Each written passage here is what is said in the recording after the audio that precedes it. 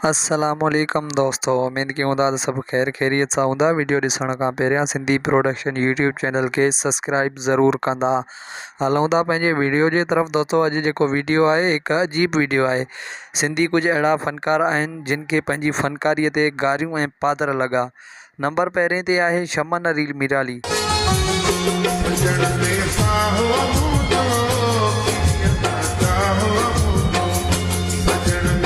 दोस्तों कुछ साल पहिरियां शमन मिराली एक महफ़िल में सॉन्ग गायो, जंहिं कलाम खां बाद माण्हुनि चौंपल ऐं पादर वास्कारो हयो। दोस्तों ॿिए नंबर ते आहे मुमताज़ मौलाई।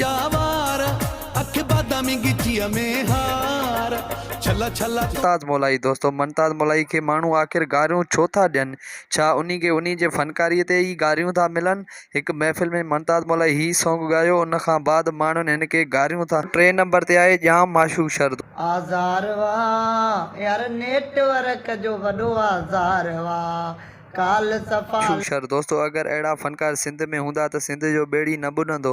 दोस्तों कुछ ॾींहं पहिरियां सखर में हिकु शो रखियो वियो, जंहिंमें जाम माशूक शर खे दावत मिली फ़नकारीअ जी, जंहिंमें हिन कलाम त गाया पर आख़िरी कलाम में सॼी महफ़िल पादर हया। ऐं दोस्तों चौथे नंबर ते आहे गुलाम हुसैन उमराणी।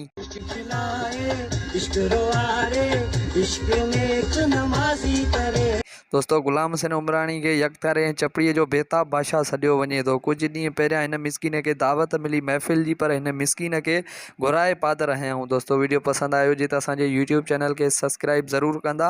मिलंदासीं हिकु न्यू वीडियो सां गॾु, तेसिताईं ॾींदा अल्लाह हाफ़िज़।